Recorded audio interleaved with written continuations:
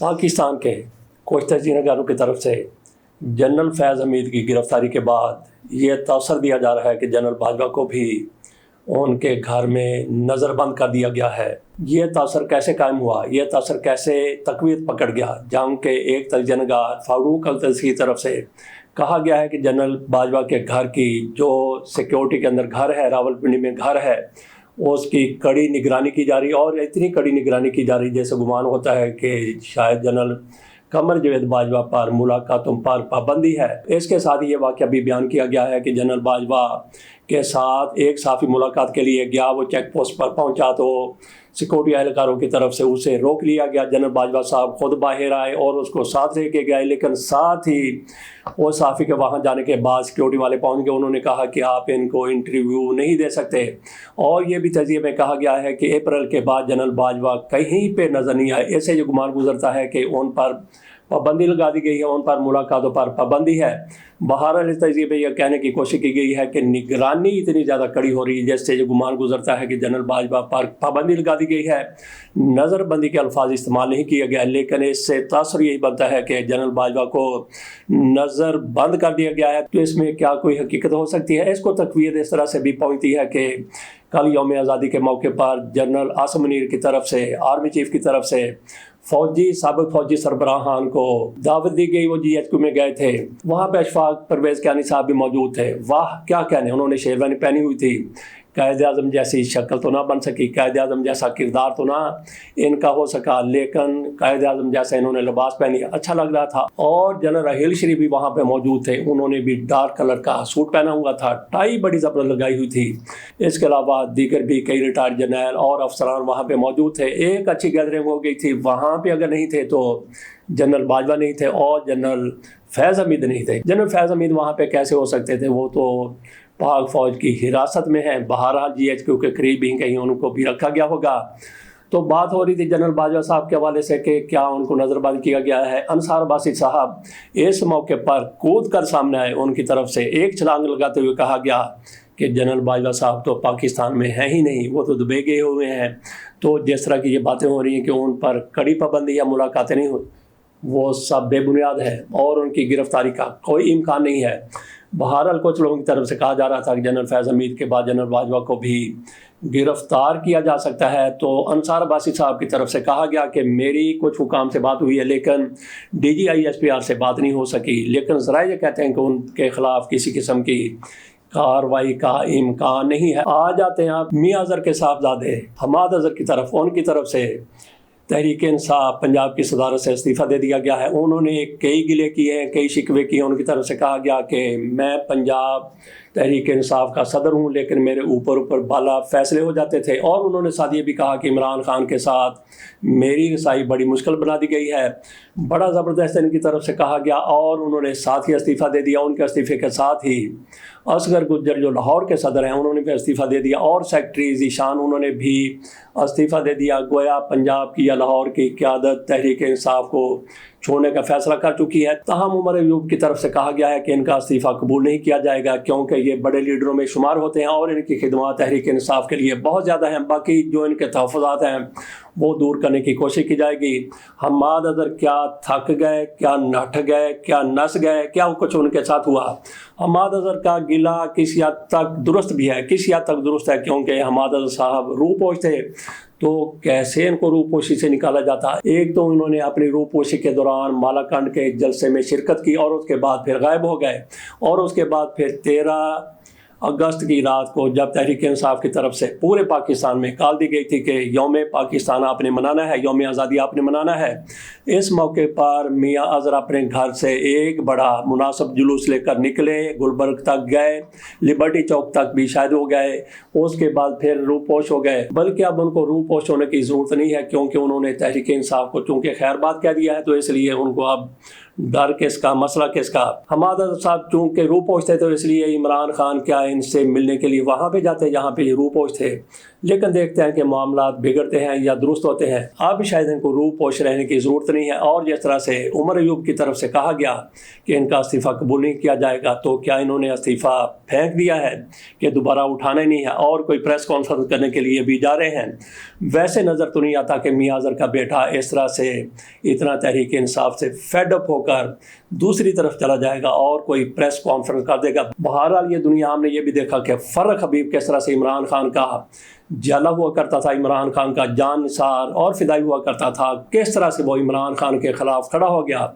کس طرح سے آپ نے فیض الحسن چوہان کو دیکھا ہوگا کہ کس طرح سے عمران خان کی خوش آمد میں زمین آسمان کے کلابے ملایا کرتے تھے، اور اس کے بعد ان کی طرف سے جتنی کردار کشی عمران خان کی گئی ہے اس کا مقابلہ اگر کر سکتی ہیں تو فردوس عاشق اوان صاحبہ ہیں۔ دیکھتے ہیں کہ حماد اظہر تحریک انصاف کو چھوڑ جاتے ہیں یا پھر اپنے سیکرٹری جنرل کے کہنے پر تحریک انصاف کا حصہ رہتے ہیں۔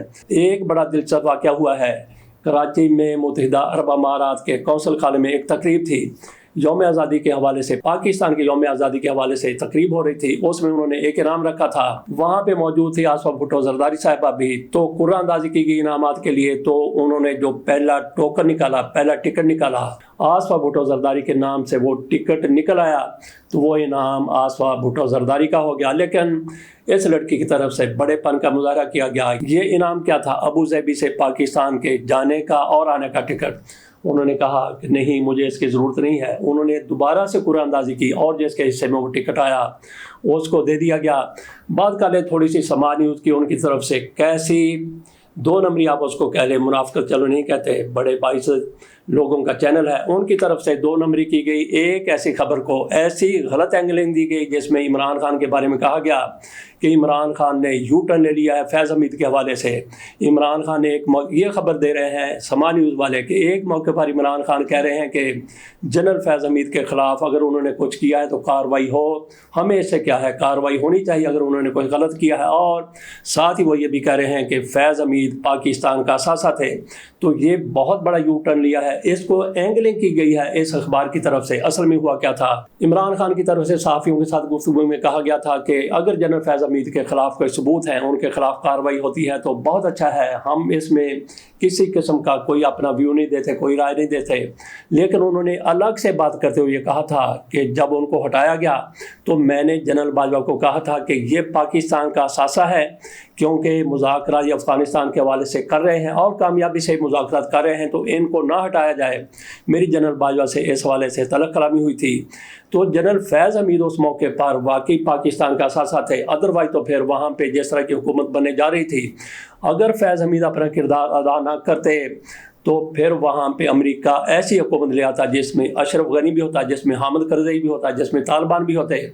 تو جنرل فیض حمید کی طرف سے ایسا وہاں پہ معاملہ کیا گیا کہ طالبان وہاں پہ حکومت میں آ گیا ہے۔ بہرحال آج طالبان پاکستان کے خلاف ضرور ہیں، اگر وہاں پہ حامد کرزئی کی حکومت ہوتی، اشرف غنی حکومت کا حصہ ہوتے، دوسرے لوگ حصہ ہوتے، تو پھر پاکستان میں آج جس طرح کی دہشت گردی ہے اس سے کئی گنا زیادہ ہوتی۔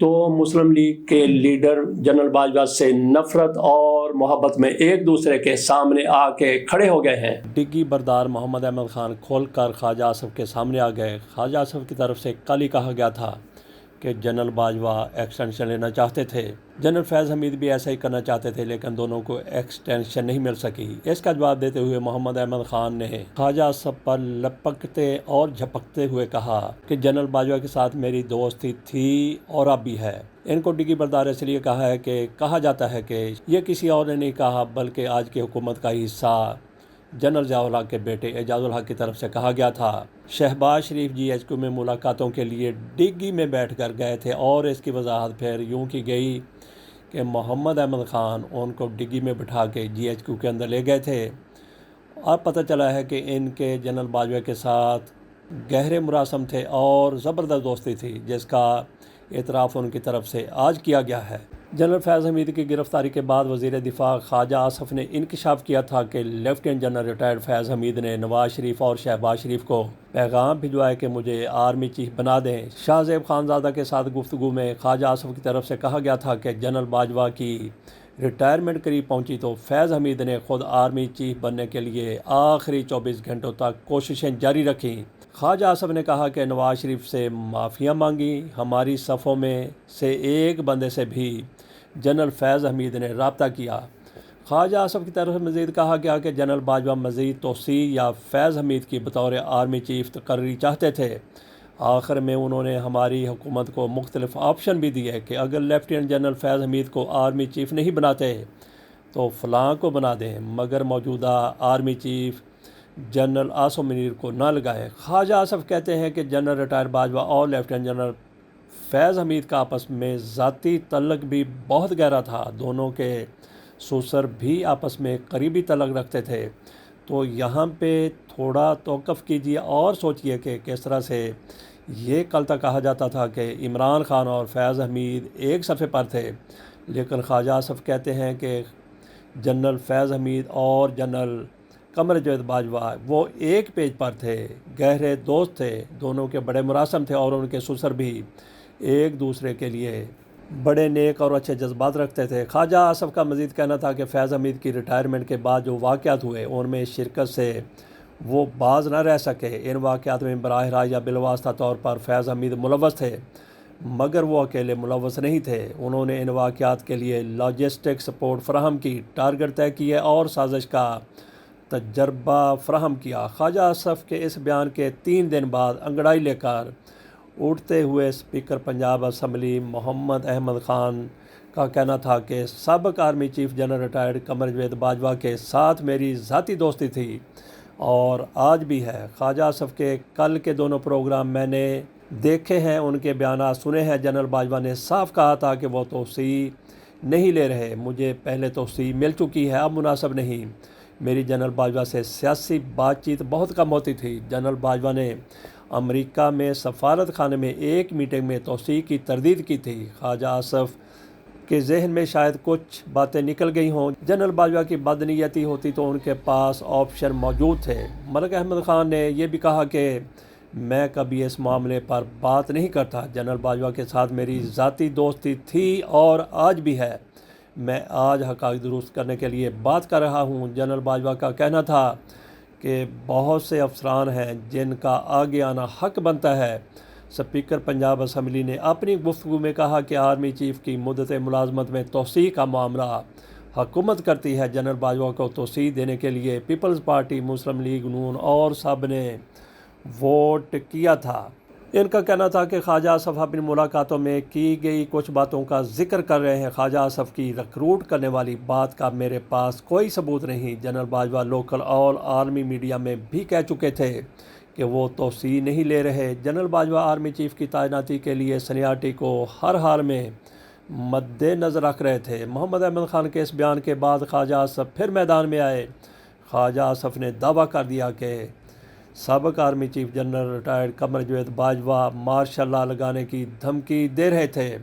خواجہ صاحب نے یہ بھی کہا کہ قمر جاوید باجوہ نے مارشل لاء کی بات اکیلے ان کے سامنے ہی نہیں کی، بلکہ مجمع کے بیچ میں بھی انہوں نے ایسے کہا تھا۔ میرا حافظہ ٹھیک ہے، ہو سکتا ہے کہ کچھ پہلے کی بات یاد نہ ہو، ماضی کی باتیں یاد ہیں۔ ملک احمد کسی اور صورتحال، میں کسی اور صورتحال کی بات کر رہا ہوں۔ میرے اور احمد خان کے بیانیہ میں کوئی فرق نہیں۔ یہ خواجہ آصف کی طرف سے گنگلوؤں سے مٹی جھاڑنے والی بات کی گئی ہے۔ جنرل باجوہ نگران دور میں 6 ماہ سے 1 ماہ کی ایکسٹینشن کا کہہ رہے تھے، یہ خواجہ آصف صاحب کہہ رہے ہیں۔ بالکل بھی نہیں، دونوں الگ الگ صورتحال کی بات نہیں کر رہے، بلکہ دونوں ایک ہی صورتحال کی بات کر رہے ہیں۔ جنرل باجوہ جب ریٹائرمنٹ سے قبل ایکسٹینشن کی کوشش کر رہے تھے، جیسا کہ خواجہ آصف کی طرف سے کہا گیا، اور محمد احمد خان بھی کہہ رہے ہیں کہ جنرل باجوہ نے امریکہ میں تردید کی تھی، وہ ایکسٹینشن نہیں لینا چاہتے تھے۔ وہ کون سی ایکسٹینشن کی بات کر رہے تھے؟ کیا